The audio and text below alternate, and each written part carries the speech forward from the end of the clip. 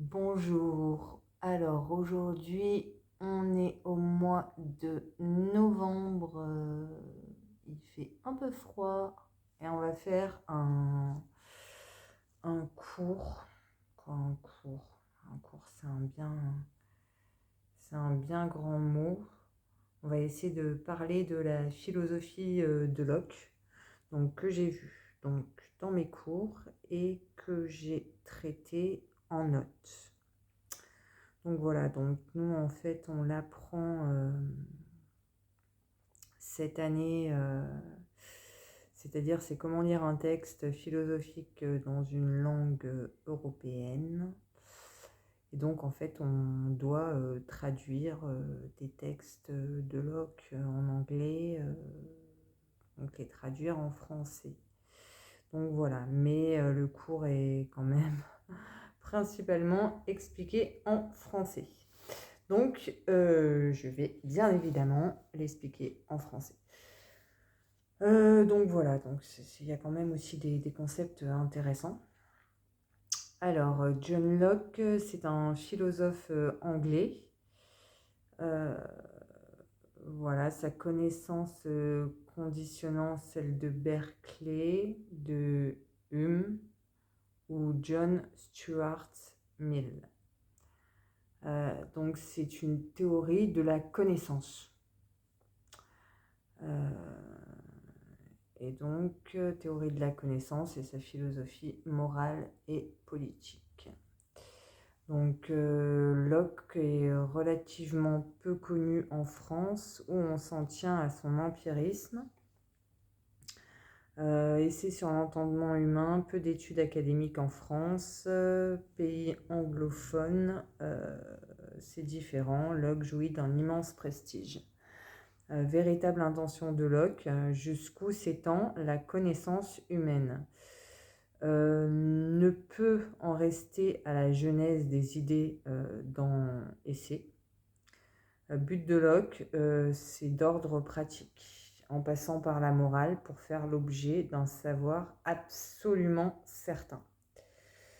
Donc, mon prof a divisé en fait le cours en plusieurs séquences. Donc, on part sur la première. Donc, l'origine des idées et leur classification. Donc, des passages célèbres il faut que je me rappelle du titre, mais bien sûr, je ne me rappelle pas du titre. C'est l'étude, c'est ça, sur l'entendement humain. Donc, alors, critique des idées innées, origine empirique des idées, distinction, qualité première et seconde, critique de l'idée de substance, thèse sur le critère de l'identité personnelle. Mais véritable but, rappelons-le, atteindre des connaissances fermes et assurées.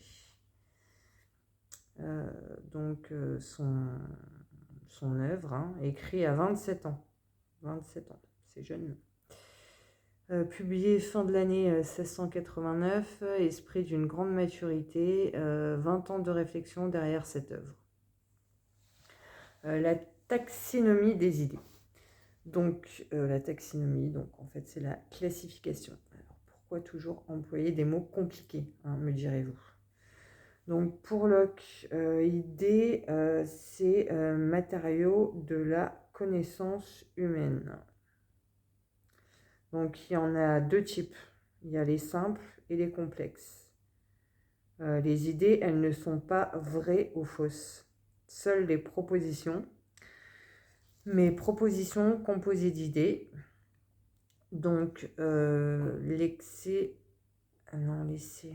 Alors, attendez, il faut que je vous explique un truc quand même. C'est que là, en fait, je fais ma révision.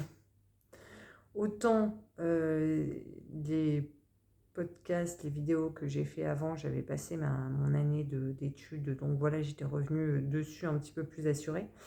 Là, je me suis dit, tiens, je vais faire les vidéos avant. Comme ça me permet de réviser. À vrai dire, je voulais partir sur Nietzsche parce que Nietzsche me passionne et tout. Et je me suis dit, allez, je vais réviser Locke. Donc voilà. Donc si je bute un peu sur les mots et tout, vous inquiétez pas. c'est normal, je vais reprendre le fil. Donc les idées, elles ne sont pas vraies ou fausses, seules les propositions. Alors, mais les propositions sont composées d'idées. Donc l'essai se préoccupe des propositions, car ce sont elles que nous sachions ou que nous croyons vraies. L'origine, la certitude et les limites de la connaissance humaine, ainsi que les fondements et les degrés de croyance. Enquête, origine des différents types d'idées, donc ça c'est le livre 2, et une réflexion critique sur le langage, livre 3. Idées composées d'idées.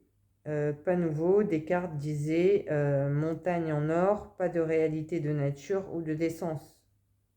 Ou d'essence, pas de naissance. D'essence. Lapsus. Idée pour Locke. Rendu des états de conscience sous deux aspects. Idée à l'esprit. Conscience de l'idée, contenu accessible. Beaucoup d'idées, peut-être pas toutes, contenu intentionnel, idée de quelque chose. Théorie de Locke, nous pensons aux choses réelles et possibles grâce à des idées qui représentent ces choses. Bien sûr, ça c'est mon opinion, on pense toujours à partir de ces représentations. Il n'y a pas forcément une réalité en soi, ça c'est moi qui le dis, on pense à partir de représentations. Exemple, on contemple un chat, nous avons l'idée du chat. Idées simples, idées de sensation ou de réflexion. Les idées complexes, c'est des idées de mode, simples et mixtes, de substance ou de relation. Ensuite, divisées par idées de choses particulières, antérieures aux idées générales, de genre et de choses, produites par l'abstraction et matériaux fournis par l'expérience. L'origine des idées. Alors, toutes nos idées viennent de l'expérience, selon Locke. Donc, c'est différent de la théorie inéiste. Et la théorie inéiste, c'est-à-dire qu'en fait, les idées nous viendraient, elles sont nées, quoi. Elles existaient avant qu'on soit né. Non, pour Locke, nos idées, elles viennent à partir de notre expérience. Elles ne sont pas innées en nous, quoi. Mais elles sont aussi bien sensorielles, donc elles passent par nos sens, que réflexives, que par notre réflexion. Donc, ce n'est pas un pur sensualisme. Voilà. Objet extérieur, idée des qualités sensibles, sensation en nous. Et l'esprit fournit à l'entendement les idées de ses propres opérations. Idée simple, rencontre dans l'expérience ou abstraction à partir de l'expérience. Idée complexe, ni de l'expérience ni de l'abstraction, mais formation à partir d'idées simples. Donc cette dichotomie des idées a prétention de rendre totalement compte des idées humaines et de leurs catégories. Voilà la prétention de Locke. Donc les idées simples, phénomène bleu par exemple, l'avoir suffisamment éprouvé pour le reconnaître. Pas qu'automatisme, c'est un processus mental pour la mémoire. Permet la distinction des autres idées, sensations. Pareil, processus pour de nombreux animaux. Donc pas qu'expérience, donc expérience qui serait synonyme de sensation, mais abstraction. Abstraction, ça veut dire réflexion pour le phénomène bleu. Même processus pour les idées complexes. Mode d'acquisition d'idées simples comme couleur et saveur par un de nos sens. Pour figure, mouvement étendu par la vue et le toucher. Pour affirmation, perception, doute, volonté par la réflexion. Pour douleur, plaisir, existence, unité, pouvoir par la sensation et réflexion. Idées de relation, comparaison par exemple, idées complexes découlant d'idées simples. Certains commentateurs les appellent atomistiques des idées. Analogie avec la théorie physique, mécanique et atomique de Boyle. Donc vous voyez bien un peu l'atomistique, beaucoup d'atomes en fait qui se rejoignent, c'est un petit peu ça quoi, les relations d'idées en idées. Bon, les idées simples de sensations représentent des qualités des choses du monde extérieur, réelles et adéquates. Locke en parlent comme qualité souvent et non représentation, mais ce sont des effets mentaux et non qualité propre. Réel veut dire existant dans le monde, permettant la distinction des choses du monde, donc elles sont adéquates. Elles représentent les choses parfaitement et non partiellement. Reçues passivement de sources externes par des lois causales. Le problème de Molineux. Cependant, ces idées dites réelles ou adéquates peuvent être altérées par le jugement, sans qu'elles, c'est-à-dire les personnes, s'en aperçoivent. Mais ne pas s'en plaindre, bien au contraire. Donc, il y a un exemple dans mon cours de l'aveugle, mais je ne l'ai pas noté là dans mes notes. Alors, les 3 sortes d'idées complexes, il y a les modes, exemple triangle, gratitude et meurtre donnés par Locke. Ne subsiste pas par elle-même, dépendance ou affection de substance. La morale est par excellence. D'où naissent ces idées de mode. Il y a les idées de substance, combinaison d'idées simples, subsistant par elles-mêmes, représentant des choses particulières, supposition sans la connaître, exemple idée de plomb, idée d'un blanc pâle avec une certaine pesanteur, dureté, malléabilité, idée menant à l'idée de substance. Il y a les idées de relation, comparaison d'une idée avec une autre. Mode réflexion de Locke sur les nombres, l'espace et le temps, distinction entre espace et lieu, le temps et la durée, confirmation de l'origine empirique des idées. Idée d'infini, dérivant d'idées simples, fournies par la sensation, la réflexion, commençant par un, ne terminant jamais, espace s'étendant dans toutes les limites à partir d'un point donné. Bon, là, on est dans les... on va dire, on reste dans l'origine des idées. Bon, j'avoue, c'est un peu... C'est quand même intéressant, voilà, de savoir les idées simples, les idées que, quand même, que notre monde est comment on dit, oui, est fait, on peut dire, être construit à partir d'idées. Donc déjà, on peut se dire ça. Après, on va dire que c'est un peu lourd à intégrer, hein. En cours, voilà, on peut dire pas très passionnant de prime abord, mais il faut s'accrocher. Alors, accrochons-nous. Donc, substance, idée obscure et relative. Selon Locke, expérience des qualités des accidents. Accident égale qualité communément admise. Nature cachée des substances. Enfin, l'idée de la relation la plus importante pour les sciences, cause à effet. Pour Locke, pas de cause de A sur B, mais succession. Cependant, à contrario de Hume, il défend le point de vue que toutes les choses ayant un commencement dans le temps doit avoir une cause. Deuxième séquence, la théorie lockéenne de la connaissance. Échapper au scepticisme radical. Parce que j'avoue, là, ces trucs-là d'idées. Alors, qu'est-ce que la connaissance ? Moyen de l'acquérir. Limite, est-ce qu'il y a des limites à la connaissance ? Choses auxquelles on ne peut avoir que des croyances. Distinction entre croyance et connaissance. Locke prend un état des facultés de notre propre entendement. Sous l'influence des arguments sceptiques remontant aux Grecs, pas moyen d'acquérir la moindre certitude sur les choses, Locke leur donne en partie raison. L'intérêt de Locke est plus sur la condition humaine et la place de l'homme dans l'ordre des choses, mener notre vie comme créature de Dieu et vie dans l'au-delà, trouver la raison, les règles pour mener sa vie. C'est là, voilà, où vous voyez au fur et à mesure finalement de l'histoire et du temps qui passe, en fait, on va dire qu'il y a des changements qui s'opèrent dans nos modes de vie, des façons qui s'opèrent aussi différentes de penser. Voilà. Donc, trouver par la raison les règles pour mener sa vie, sentiments et actions. Distinction importante, connaissance et croyance. Faculté de raisonner, donc s'en servir dignement. Voilà, parce que c'était vraiment, surtout à l'époque un peu même moderne, où on arrivait, on va dire, à une sorte d'apologie de la raison. Il fallait raisonner. Mais déjà à partir, on va dire, même de Platon et des Grecs, où là, il y a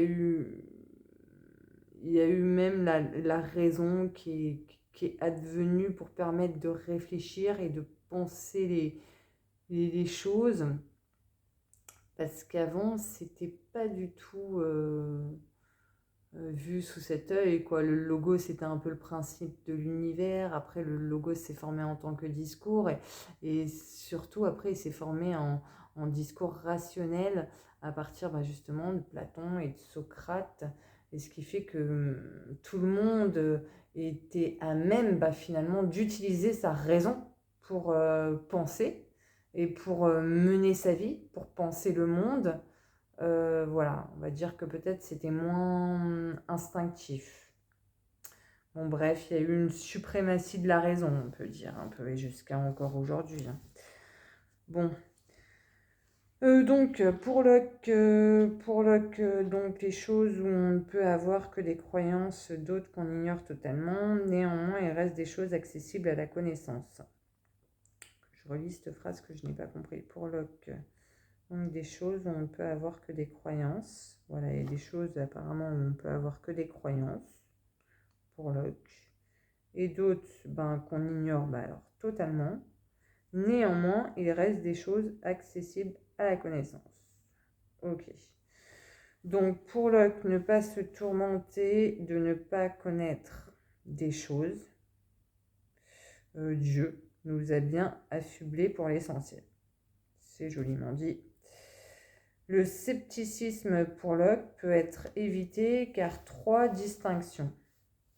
Ce qui peut être l'objet d'une connaissance, objet d'une croyance raisonnable, et ce que nous sommes condamnés d'ignorer. C'est beau aussi. L'important est de connaître ce qui vaudra pour notre salut. Oui. Alors, connaissance liée au confort, l'expérience nous les apprendra. Dieu nous a montré le chemin pour une autre vie beaucoup plus heureuse au-delà. Bon, Locke est croyant, vous le voyez, vous le constatez à travers mes écrits. Donc, vain désir de connaître toutes les choses, y échapper, nous contenter des connaissances qui nous sont accessibles. Ne plus se plaindre, invitation de Locke, mais ne pas y renoncer. Aux connaissances donc accessibles. Dieu nous a donné les moyens pour les acquérir. Il évoque les bénéfices pour l'humanité de l'imprimerie, compas pour les marins, voilà. Alors, l'étendue de la connaissance humaine. Thèse. Tous les matériaux à partir desquels sont élaborées nos connaissances viennent de l'expérience, mais traités sous le prisme de la raison. Exemple, chiffre pair, impair. Ce n'est pas nos sens qui nous le disent, mais notre raison. Toute notre connaissance ne vient pas uniquement de l'expérience. Prudence en qualifiant la philosophie de Locke d'empiriste. Réfutation des principes innés, ne l'oublions pas. Genre comme gravé dans notre âme dès qu'on est né. Non. Théorie nihilistes comme des principes moraux. Chérir son enfant, car conscience de vérité ne venant pas de l'expérience ou des vérités évidentes. Pour Locke, les gens les tiennent pour vrais, car baignés dedans depuis leur enfance, puis confirmés en étant adultes, par les autres qui y ont adhéré. Ça s'appelle du conformisme. Locke, pas relativiste en matière de morale, car pour lui, vérité morale existe, mais on doit les découvrir et ne pas être dicté par une quelconque autorité. Et on doit les découvrir par la raison. La connaissance commence par des idées. L'expérience est à l'origine de toutes nos idées, sans exception. Sans expérience, l'esprit serait vide. On peut avoir l'idée d'une chose qu'on n'a pas expérimentée, mais l'idée formée sera complexe. Extension, composition, abstraction. Appliquée à des idées de l'expérience. Connaissance égale convenance ou disconvenance. Perception entre deux idées. Exemple du triangle. Les angles d'un triangle sont égaux à deux droits. Idée. connectés avec idée des 3 angles d'un triangle. Alors, me demandez pas pourquoi, mais alors cette histoire du triangle, elle ressort souvent dans les cours de philo, l'histoire de la philosophie, entre Descartes et tout. Bon, il faut dire que beaucoup de philosophes étaient des grands mathématiciens, des physiciens, donc il y a beaucoup cet apprentissage au niveau finalement de la géométrie, parce que les mathématiques sont considérées en fait comme des connaissances, on va dire, incontestables, comme des vérités. N'oublions pas que la philosophie, en partie, c'est la recherche de la vérité. Et ça, c'est une chose, on va dire, les vérités, on appelle ça même les vérités mathématiques. C'est dingue, hein, quand on y pense. Bon, allez, là, il n'est pas question de donner mon avis sur ça, quelque part, qui est troublant, qui est considéré comme la beauté du monde. Bon, bref. Donc, les différents types de connaissances. Alors, il y a la connaissance intuitive et non innée, telle que la proposition du triangle. Plus la connaissance démonstrative, démontrer que les 3 angles d'un triangle sont égaux à 2 droits. Et connaissance sensitive, mais pas liée au savoir véritable, car pas connexion entre 2 idées, mais sensation d'existence de quelque chose dans le monde correspondant à nos perceptions. Connaissance véritable selon Locke, perception de connexion entre des idées, si pas de connexion. S'il n'y a pas de connexion, donc dans les idées, c'est des croyances ou des opinions. Vous voyez? Donc on peut essayer de revoir ça. Donc, connaissance intuitive et non innée, telle que la proposition du triangle, plus la connaissance démonstrative. Donc, c'est-à-dire qu'il faut qu'il y ait une démonstration qui soit liée quelque part pour vraiment affirmer la connaissance, démontrer que les 3 angles d'un triangle sont égaux à 2 droits. Et il y a la connaissance donc sensitive, mais elle n'est pas liée au savoir véritable, car pas connexion entre 2 idées, mais c'est la sensation d'existence de quelque chose dans le monde correspondant à nos perceptions. Je ne sais pas, par exemple, un jet froid. Connaissance véritable selon Locke, donc perception de connexion entre des idées. S'il n'y a pas de connexion, ce sont des croyances ou opinions. Alors, j'insiste sur ça pour bien l'imprimer, du coup, parce que je révise en même temps. Donc, idéal démonstratif, compatible avec l'empirisme de Locke ? Point d'interrogation. Peut-être sommes-nous étonnés qu'un empiriste utilise l'intuition et la démonstration comme Descartes, 2 voies d'accès à la vérité, intuition et déduction. C'est intéressant. Là, ça commence à être intéressant. Comment ne pas s'illusionner par l'intuition ? Descartes passait par la preuve dans Dieu verra ce qui ne l'illusionnerait pas quand il tient une proposition évidente. Pour Locke, l'intuition est indubitable. On ne remonte pas de l'intuition vers la raison. C'est quand même important de dire, surtout pour les philosophes ou même voilà, ou pour des gens qui rationalisent tout le temps. Mais c'est vrai que des fois, l'intuition, elle parle, mais pourtant l'intuition, elle peut être quand même trompeuse. Donc, j'en reviens à mes notes.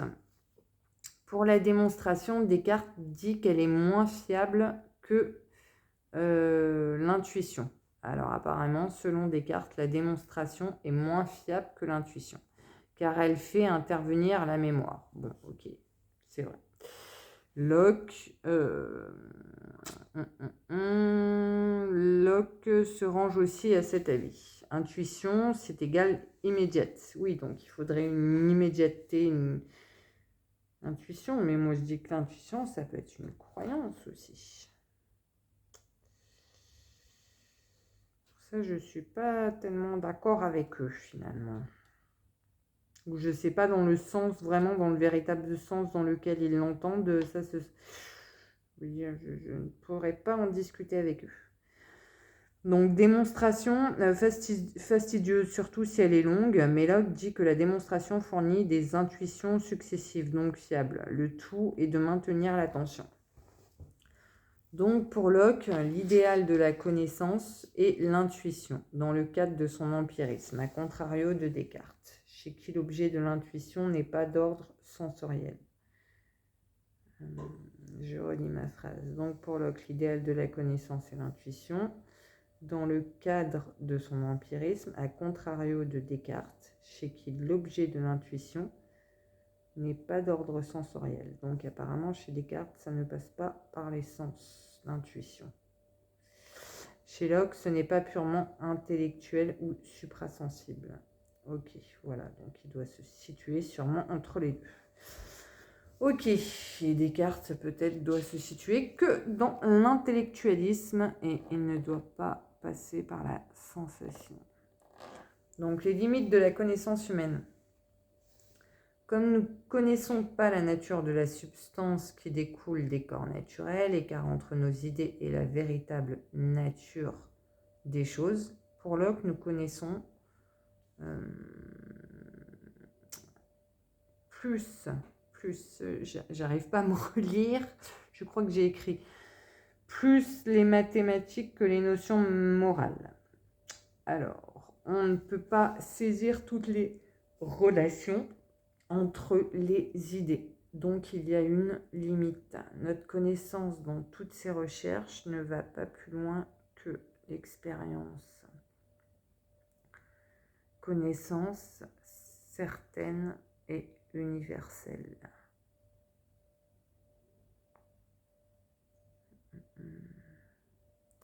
Pour Locke, on peut connaître notre propre existence, celle de Dieu et les objets extérieurs quand ils sont présents.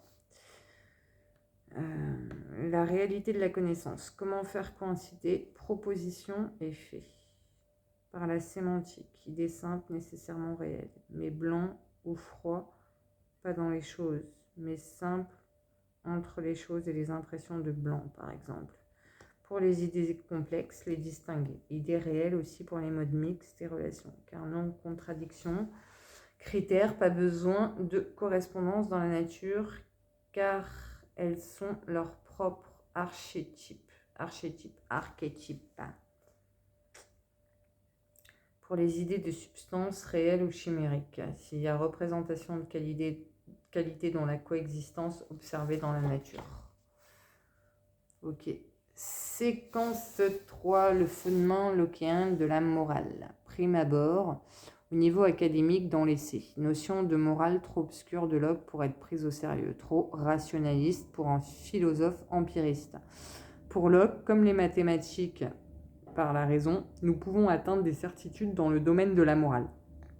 Esprit humain limité pour les questions de nature, mais pas pour la connaissance des devoirs de l'homme. But de l'essai, viser l'objectivité en matière de morale. Théorie du droit naturel. Ça, c'est vachement intéressant. Moi, vraiment, ça m'a fasciné quand même, l'histoire du droit naturel. Voilà, j'ai trouvé ça assez pertinent. Morale dominante de l'époque. Sa morale occupe peu de place dans ses œuvres. Par contre, droit naturel apparaît dans le second traité du gouvernement civil, 1690. Crucial pour fonder le droit civil et pour la protection de la liberté individuelle. Sans que Locke en détermine le pourquoi de cette connaissance de loi naturelle et pourquoi nous sommes poussés à lui répondre. Deux conceptions de morale chez Locke semblent contradictoires. La loi naturelle, Essay on the Law of Nature, règle morale fondée sur des lois divines, règle morale appréhendée par la raison, en vertu de leur autorité divine, obligatoire et compréhensible par la raison. Donc ce serait Dieu qui... On connaît notre devoir moral par Dieu. Et de l'autre côté, c'est la morale de type hédoniste. Bien et maux réductibles à certaines espèces de plaisir et de peine, récompense et punition. On peut dire plaisir, déplaisir. force normative de la morale. Morale, sujet de premier ordre pour Locke. Il le dit. Donc l'essai est étroitement lié. Cette idée d'écrire sur la morale lui vint lors d'une discussion avec 6 amis abordant un point fort différent. Pour Locke, la morale est la propre science et la grande affaire des hommes en général. C'est vrai, la morale est empreinte dans notre monde, ce qu'on doit faire, ce qu'il convient de faire, ce qu'on ne peut pas faire, la loi, le tiers, le père, on va dire dans énormément de conceptions, la morale est présente. Mais la morale, finalement, quelque part, là pour moi, c'est moi qui suis en train de faire une parenthèse, même avec les 3 mots que je vous ai dit avant, c'est que la morale aussi est quelque part toujours à questionner, d'où elle vient et tous les... Nietzsche, on a une conception très, très intéressante aussi de cette morale. Finalement, quelque part, la morale, est, pour moi, à mon sens, elle est toujours à interroger. Du coup, alors, je ne sais pas ce qui se passe dans ma vidéo, je vois qu'elle fait des petits allers-retours. Donc, là j'en suis où? Parce que je voudrais pas que ça coupe quand même. Au moment le plus intéressant du cours. De mes notes, bien sûr, rappelons-le. Donc, alors, du coup, pour Locke, la morale est la propre science et la grande affaire des hommes en général. La morale est la propre science, il dit, et la grande affaire des hommes en général. Ce n'est pas une œuvre sur la morale que fait Locke, mais une épistémologie. Donc, épistémologie, c'est-à-dire les conditions en fait de la connaissance de cette morale. Morale, science capable de démonstration, comme les mathématiques. Morale égale par excellence ce que c'est qu'être humain.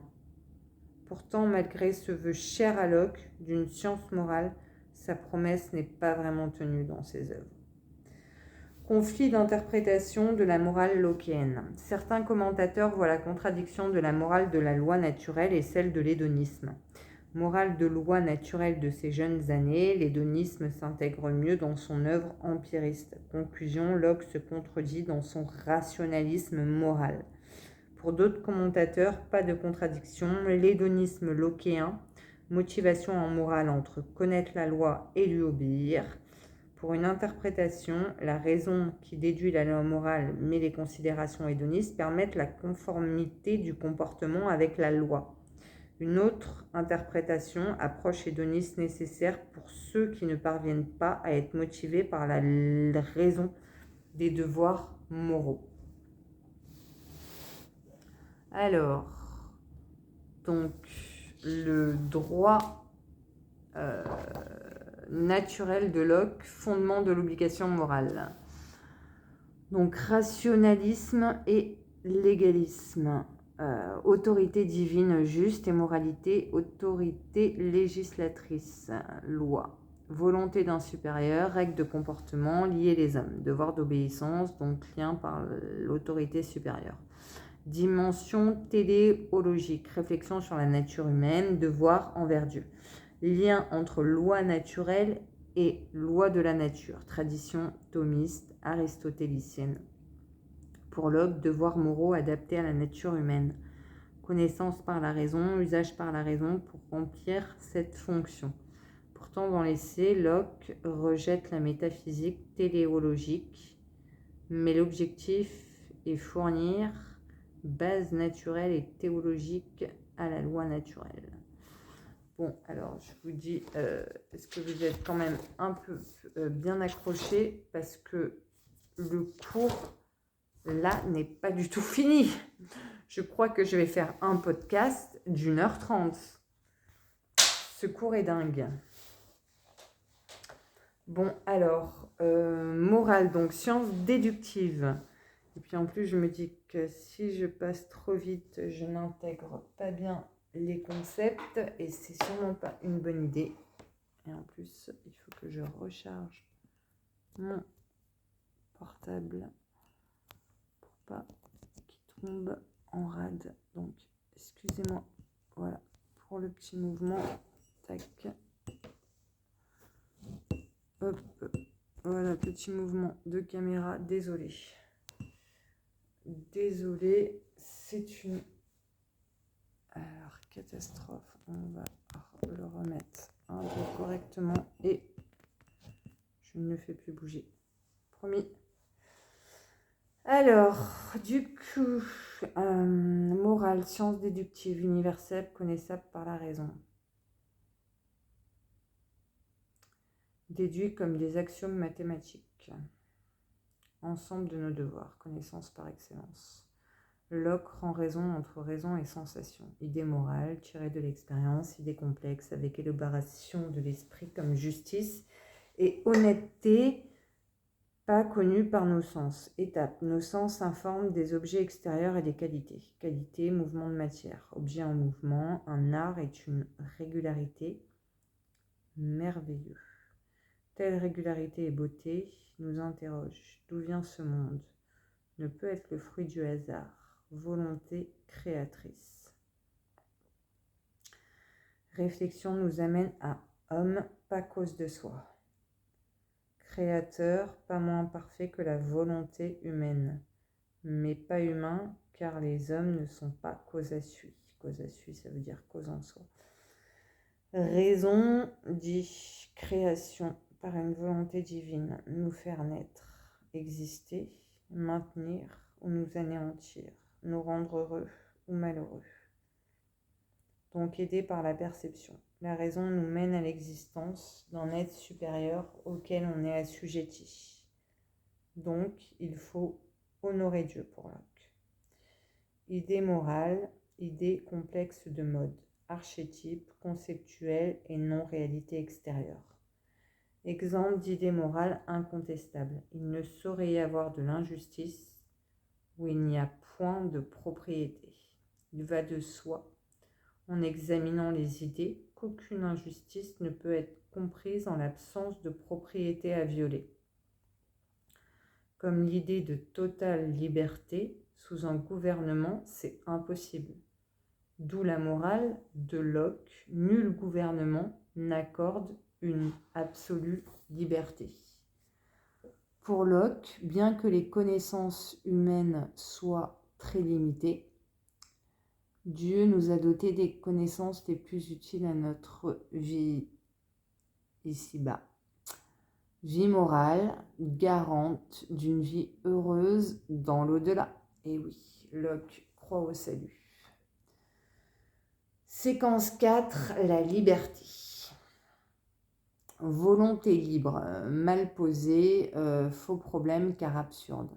La volition ne rentre pas dans la liberté. La volition, c'est-à-dire la volonté. C'est la puissance qui rentre en jeu selon un déterminisme. Donc la vraie liberté n'a de sens que quand on fait ce qu'on veut. Mais c'est insensé d'attribuer cette totale liberté à l'homme. Cette disposition à vouloir ou choisir, ce serait une régression à l'infini. Il y a la même idée chez Hobbes.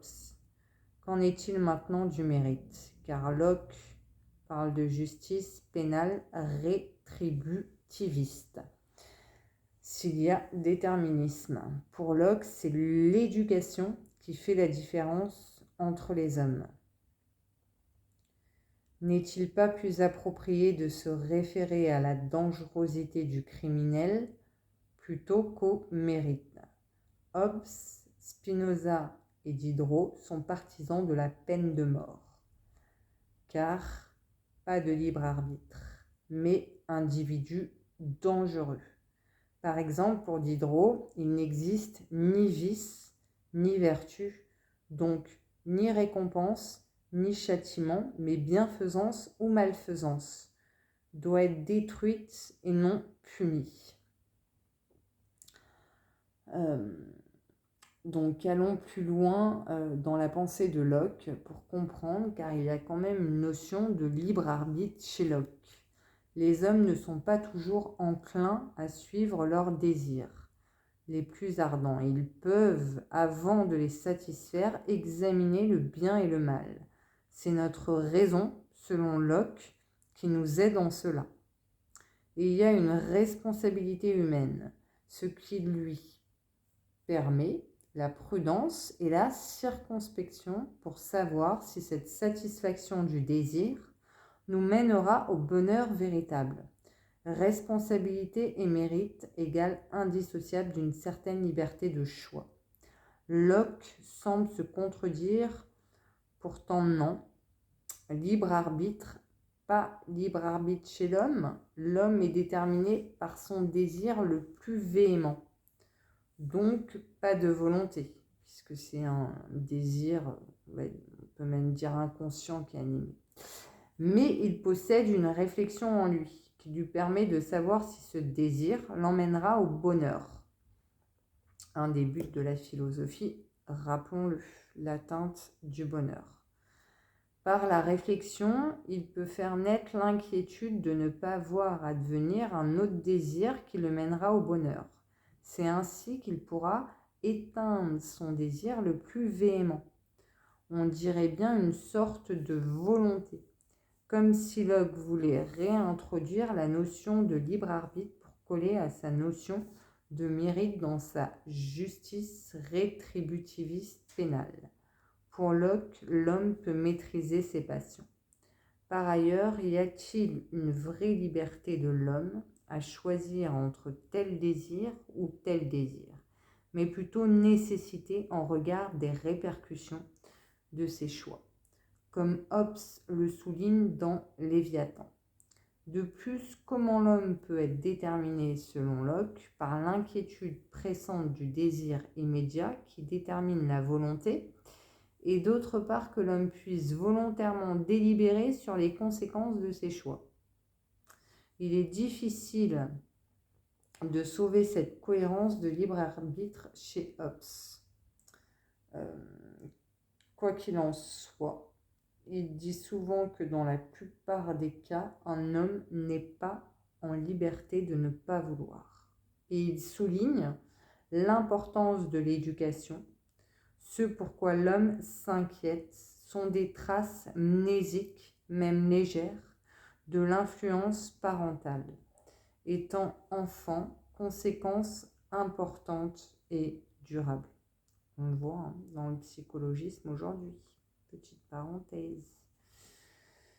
Penchons-nous sur cette notion de peine de mort, sur ces spéculations terrifiantes quand la vie d'un homme en dépend, surtout si les hommes ne sont jamais pleinement responsables de ce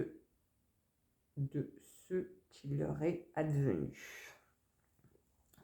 Donc, 5e séquence, la philosophie politique de Locke face à la tyrannie. Pour Locke, le peuple peut légitimement, c'est une action politique et pas que théorie, résister à leur roi.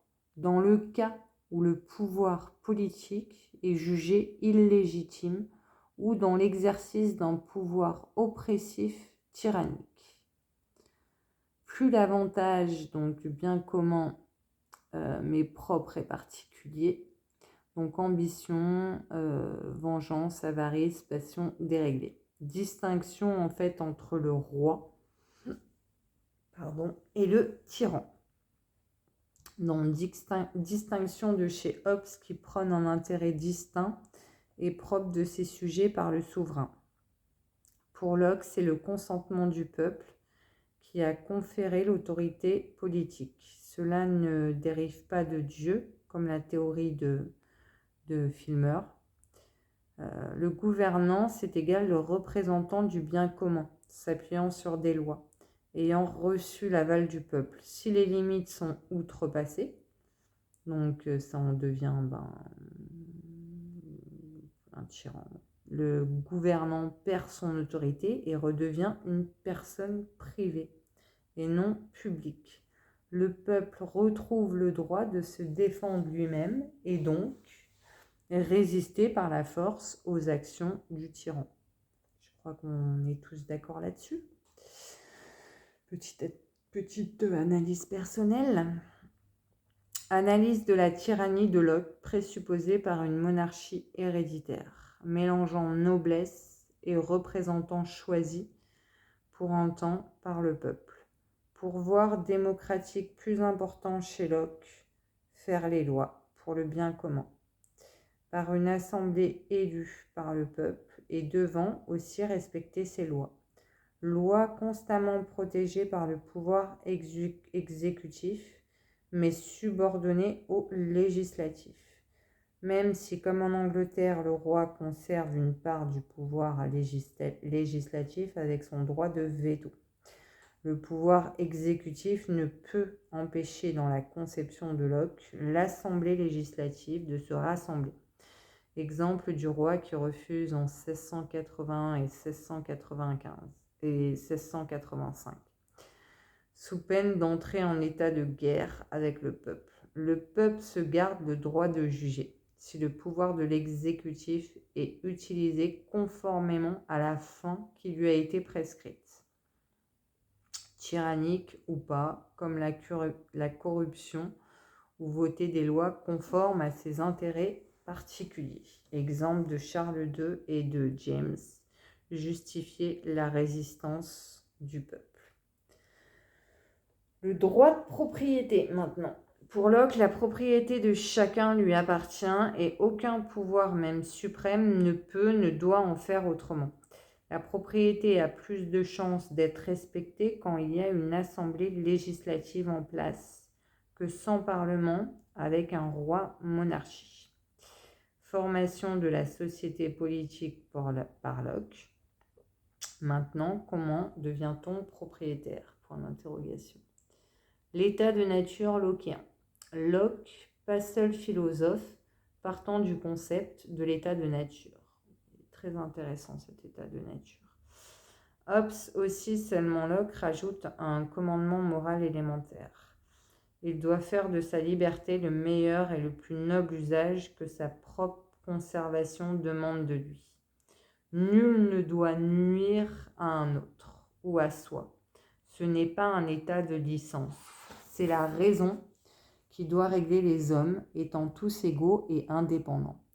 Dieu est la véritable origine de cette loi morale. Donc, ouvrier tout-puissant et infiniment sage, en parlant de Dieu. Homme placé sous sa coupelle pour lui et ses intérêts. Son ouvrage doit durer autant qu'il lui plaît, non autant qu'il plaît à un autre. Locke estime que les hommes ont une parfaite liberté de disposer de ce qu'ils possèdent et de leur personne, mais il est nécessaire qu'ils se tiennent dans les bornes de la loi de la nature. Personne n'a plus de pouvoir qu'un autre.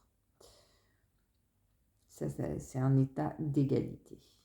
Loi évidente chez Locke, ontologiquement parlant. Pas besoin de démonstration. Par contre, démonstrations morales peuvent se déployer. Il y a un ordre théologique. Égaux en premier lieu, car créatures d'un même Dieu, jouissant des mêmes facultés en partage. De plus, la loi naturelle nous oblige à préserver toute l'humanité. Loi de la nature égale loi de Dieu. Suicide, contraire à la loi de la nature, car préserver l'humanité, c'est se préserver soi-même comme membre de l'humanité. Deux limites de la liberté d'action. Ne pas nuire à la liberté d'autrui et ne pas s'autodétruire. Chacun est propriétaire de lui-même.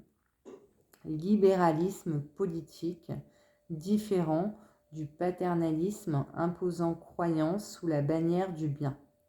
Le pouvoir politique peut juste mettre des bornes pour que les libertés individuelles coexistent. Cette thèse vaut aussi dans le fait qu'on passe de plus en plus aujourd'hui de la vie sacrée à la qualité de vie. Volonté de vivre ou de mourir. Seulement pour Locke, en dernier lieu, nous appartenons à notre Créateur. comme la tradition de la religion chrétienne ou encore Platon et d'autres philosophes, à l'exception des stoïciens dans l'Antiquité. Donc, loi théologique égale les hommes doivent tout faire pour préserver l'espèce humaine.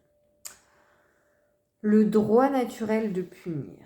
Donc, considérer les hommes tels qu'ils sont, donc égoïstes et passionnés. Hein, là, c'est intéressant. Les hommes sont comme ça.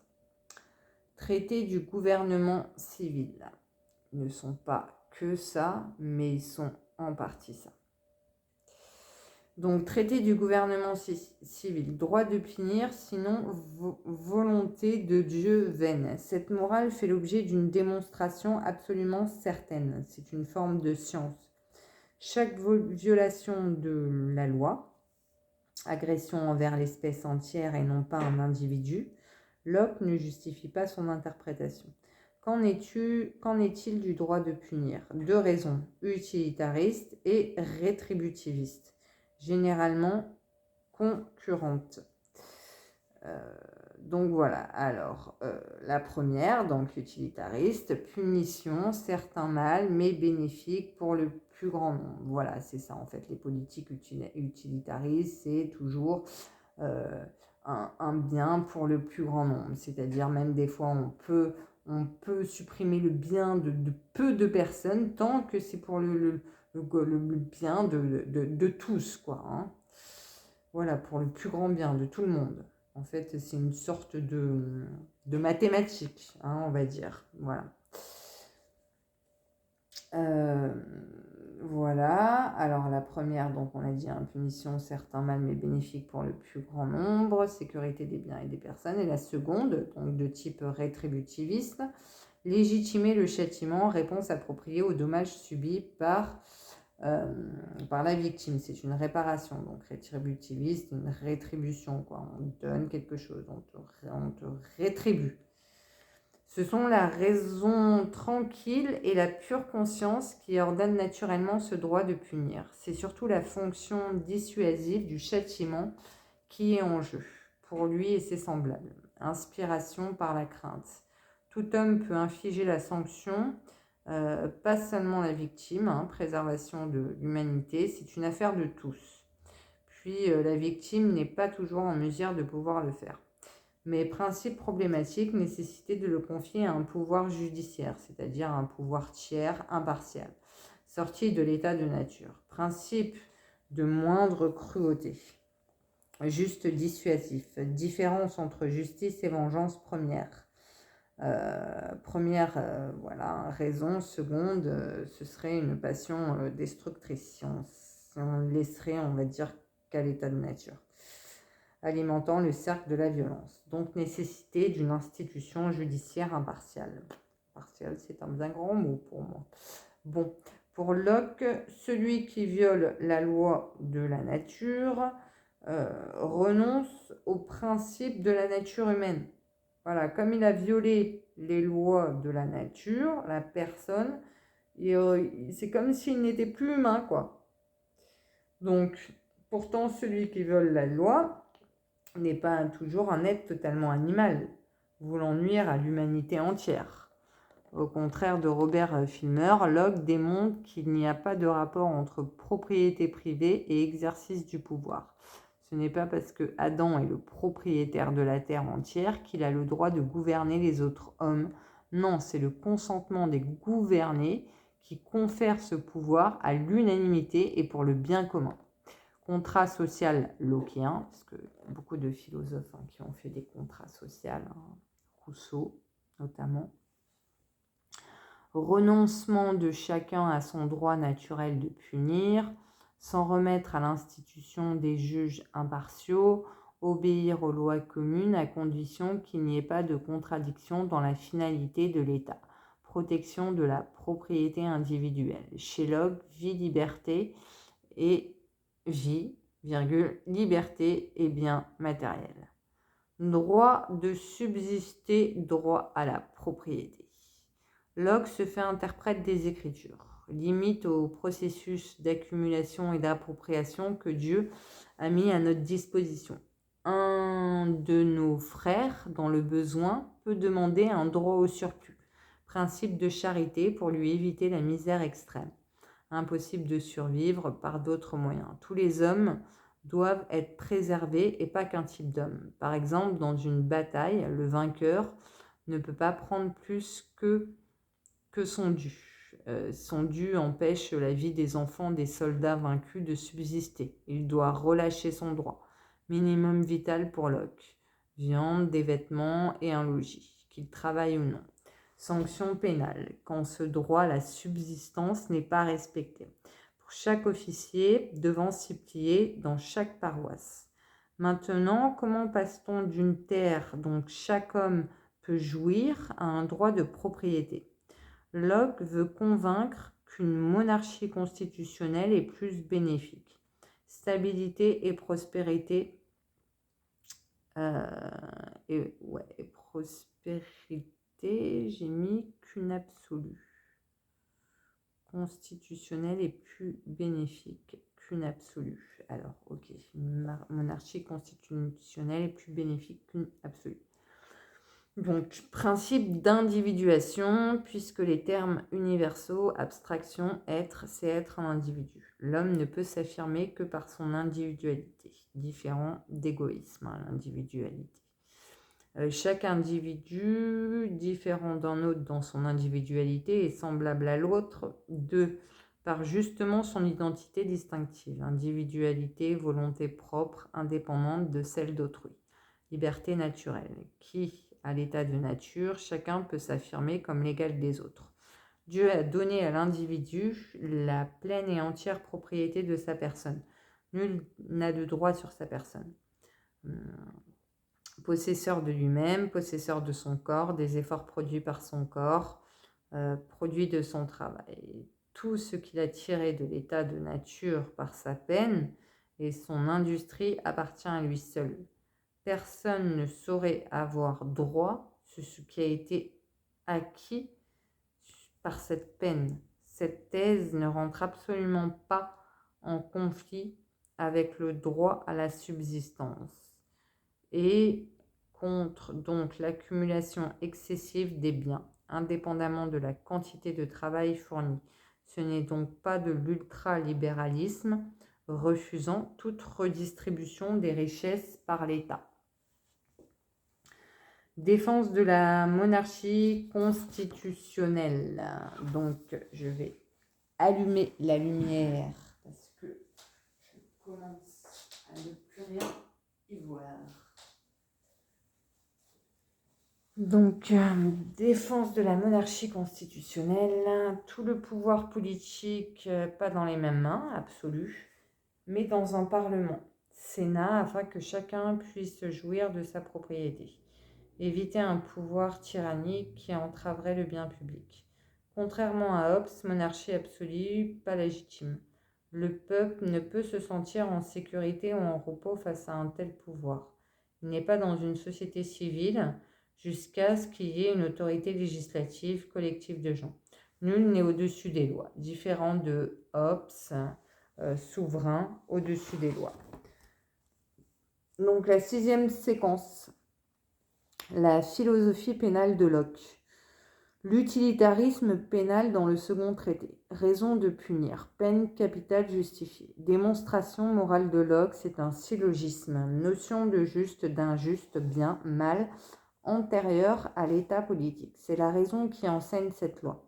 Tous égaux et indépendants. Nul ne doit nuire à un autre par rapport à sa vie, à sa santé, à sa liberté, à son bien. Comment passe-t-on de porter atteinte à la vie d'autrui et peine de mort? Utilitariste ou rétributiviste? Dissuasion et proportionnalité entre les délits et les peines afin d'éviter toute vengeance contre-productive? Punition juste égale terme à la violence, démesurée égale alimentation du cercle de la violence. Dès l'état de nature, c'est légitimé. Il est juste de punir en vue d'empêcher que des crimes semblables ne se reproduisent. Or, seule la peine de mort est capable de dissuader les hommes de produire un meurtre, donc la peine de mort est juste comme elle s'applique aux meurtriers. En philosophie, on appelle ça un syllogisme. À l'époque, personne ne s'intéresse encore au soulèvement de la question: est-ce que la peine de mort est le plus dissuasif des châtiments? Maintenant, il ne reste plus qu'à instituer le contrat social pour que ce droit soit transféré à une institution. Car la vengeance à l'état de nature y serait plus importante quant à la proportionnalité des peines. Ce n'est donc pas le droit de nature qui est modifié, mais son application et la mesure de son champ. Le rétributivisme pénal, sanction à la mesure du crime, rétributivisme plus qu'utilitariste, réparer le dommage causé. Locke s'attarde peu sur le meurtrier qui mérite sa peine, mais fait allusion à la connaissance de la loi morale. S'il a agi volontairement et consciemment, donc exclusion des fous, des idiots et des enfants. Mais n'oublions pas que Locke tient peu de place au libre arbitre. Cela dit, la justification de la peine de mort est ainsi. Donc encore un syllogisme, il est juste de punir en vue de réparer ou compenser un dommage subi. Seule la peine de mort permet de compenser la douleur des proches sur ce que le meurtrier inflige à la victime, car ne l'oublions pas, nous parlons d'une peine de mort dans le cas d'un meurtre commis. La peine de mort est donc juste. Très important entre cette utilité et rétribution liée, car trop sévère, inefficace, pas assez inutile. Compensation, rétablissement de la paix sociale. Aucune d'entre elles à elle seule ne peut fonder le droit de punir. Notion de morale sortant d'un archétype d'idées complexes, rien à voir avec des notions extérieures de substance. La morale, pour Locke, est comme une science mathématique, capable de démonstration, vérité connue, intuition immédiate, ou par un raisonnement antérieur. Morale rationnelle peut être établie. Le meurtre mérite la mort. Pas d'idée innée à ce propos, ni dans les autres sciences. Locke ne développe pas sa démonstration, il faut se reporter au traité du gouvernement civil et plus à laisser. C'est dans la loi naturelle que la prémisse est enfermée. Notion de propriété qu'on ne peut enfreindre sans le consentement de son propriétaire. Vie étant inclus dans ce terme, donc pour Locke, c'est une vérité morale qui découle de ce droit de punir. Caractère qui se veut rationnel et scientifique de la morale, se reflétant tout de même dans un cadre théologique. Loi naturelle dont Dieu est l'auteur. La raison connaît la loi, mais ne l'institue pas. Elle la connaît sans le secours de la révélation. De l'humanité à l'animalité, la déchéance du criminel, contradiction entre théorie libérale et peine de mort. Non, il n'y a pas de contradiction apparemment entre la théorie libérale et la peine de mort. Car selon Locke, le criminel en tuant s'est rabaissé à l'état de bête féroce, d'animal. Ce droit à la vie n'est pas inconditionnel. Nous le savons, la vie chez Locke est considérée comme la propriété de l'homme. Mais dans le cas où cet homme a tué, il a enfreint la loi naturelle. Pas celle instituée par les hommes, mais celle instaurée par Dieu. Droit à la vie appartenant qu'aux hommes innocents. Esprit de carnage déclarait la guerre à tous les hommes et doit être détruit comme un lion. Car les hommes ne vivraient plus dans une société sûre. Les autres hommes doivent le tuer pour penser à leur propre conservation. Ce droit est inaliénable de toute personne innocente. Cet être coupable serait dépourvu de raison. Arrière-fond théologique de la Genèse où les animaux servent les intérêts humains. L'homme dont la vie est sacrée se maintient à un certain niveau de moralité. Exemple de Caïn quand il tue son frère, il criait « Quiconque me trouvera me tuera ». Tant il est vrai que ce droit est écrit dans le cœur de tous les hommes.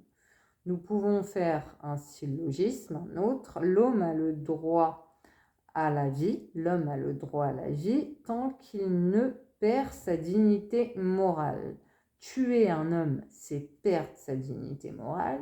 Donc, il est nécessaire de punir cet homme puisqu'il a perdu sa dignité morale en violant la loi naturelle instituée par Dieu. Il n'y a pas de droit absolu à la vie chez Locke et il n'y a pas d'absolutisme de l'État car le châtiment est proportionnel à la faute et prise par une instance légitime, fruit de la raison tranquille, calm reason. Différent de la tyrannie, la raison tranquille n'est pas un caractère arbitraire, c'est donc une législation pénale modérée. Peine de mort pour les plus méritants ? Point d'interrogation. Plusieurs interprétations possibles chez Locke. Brian Calvert a insisté sur le fait que la peine de mort serait peu pratiquée dans un état lockien. Pour Locke, à l'état de nature, il est possible de tuer un voleur car l'urgence de traiter le crime est nécessaire afin qu'il ne soit plus un danger pour les autres hommes car il a porté offense à la propriété bien d'autrui. Il n'a pas respecté la loi naturelle, il a abandonné sa raison. Il convient donc de lui livrer une guerre sans limite. Quand l'état civil est institué, la peine de mort est applicable qu'au meurtrier, car à l'état de nature, on ne peut compter que sur soi et non sur une institution. Donc la méfiance est grande envers celui qui viole la loi naturelle une fois. Ça serait une prudence légitime car situation d'extrême précarité et d'incertitude à l'état de nature. Locke sait très bien évaluer pourtant qu'un voleur de manteau n'est pas aussi nuisible qu'un meurtrier et qu'il n'a pas abandonné totalement sa raison et que même pour Locke, le meurtrier n'aurait pas renoncé à toute moralité. Mais selon mon prof, les textes nous empêchent de le dire.